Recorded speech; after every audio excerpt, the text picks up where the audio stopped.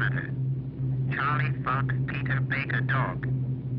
I'm approaching your field at 5,000 feet. Request landing instruction. Over. Charlie Baker Dog, this is London Tower. Runway number 10. Call me when on final. Over. London Tower. This is Charlie Baker Dog. Roger. Out.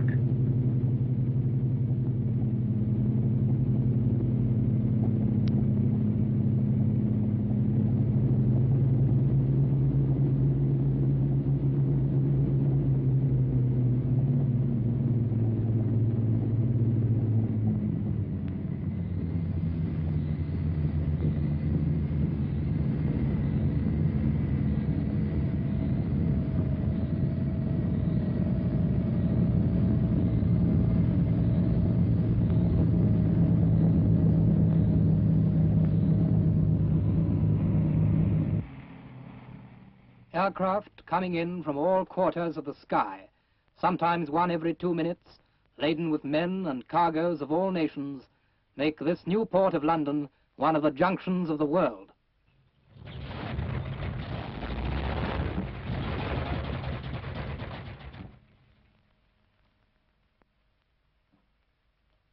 They call it Heathrow locally.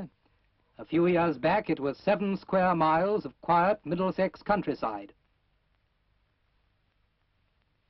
It was in April 1944 that history came to these country fields. An airport was required to finish off the Japanese, an airport for heavy, far-flying aircraft.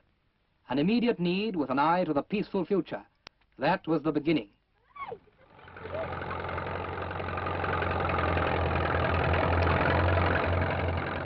And the landscape was changed and the past obliterated.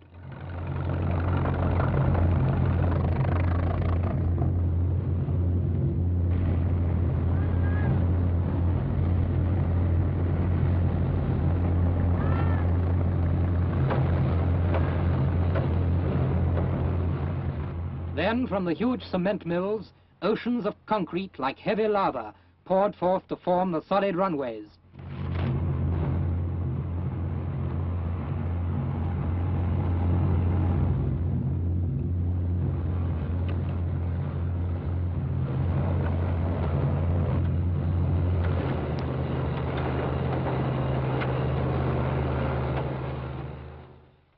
Specimens of the concrete are tested to destruction point in machines which develop pressure of over 50 tons to the square inch.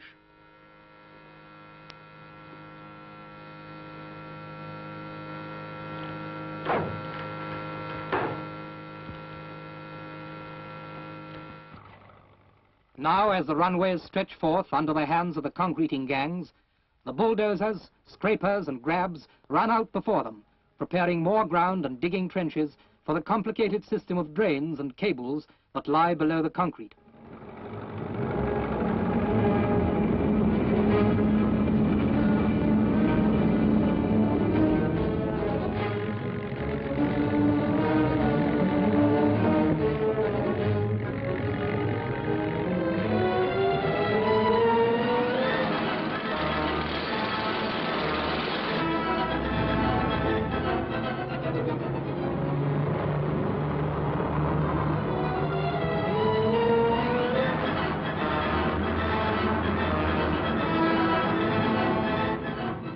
At the end of 1945, number 1 runway was complete.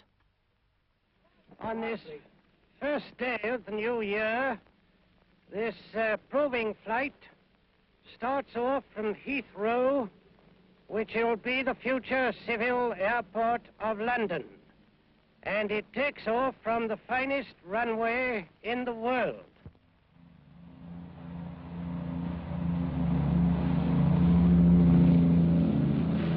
On January the 1st, 1946, with 1 runway in service and 2 others near completion, Heathrow officially became London Airport.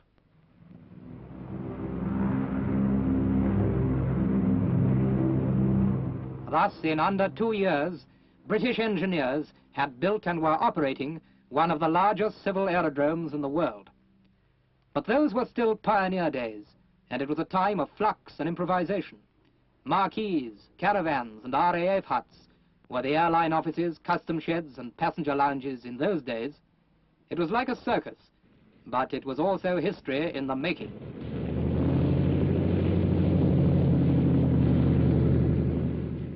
The local inhabitants, however, see things from a different angle. To the older ones, it must have seemed strange indeed to see giant aircraft roaring down paths that once they knew as pleasant loitering lanes. Stranger still to see the streams that they had known since childhood turned aside from their old winding courses to new straight concrete beds. And strange to see the familiar farms swept from the earth as though by a whirlwind. And surely the unkindest cut of all, a few of their pubs may have to go. But for many, it has meant changes of a different kind, and a lot have found work on the site, for the port is still building.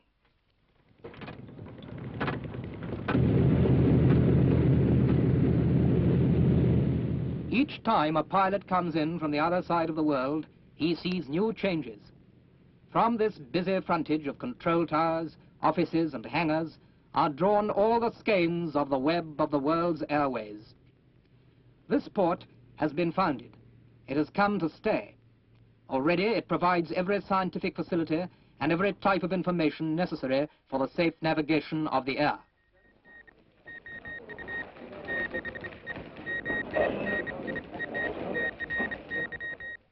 But fog and mist, wind and rain, these are the chief hazards of the air. The Met Office is in touch with weather stations all over the world. But no matter how evil the weather, how thick the sky with fog or cloud or rain, there is still the airport's magic eye, which sees the pilot safely to land.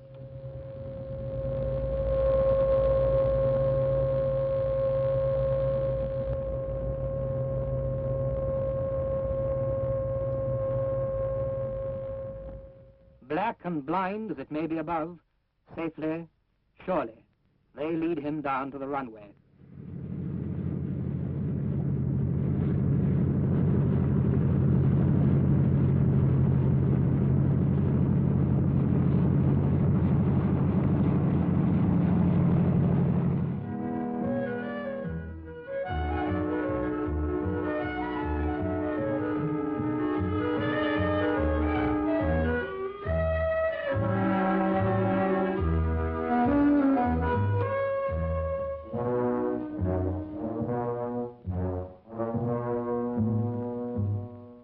This now is London's airport.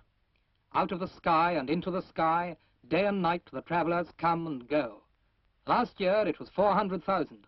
Next year it will be many more. All this requires careful, intricate and precise organization, difficult enough under the best conditions. Yet here a major air junction is being operated while the buildings and runways are still growing up around it. This building will continue for perhaps 6 years yet, for its plans are vast. But in the end, no matter what the future of aircraft may be, Stratocruiser, Brabazon or Flying Wing, here will be an airfield second to none, for London Airport is on the map.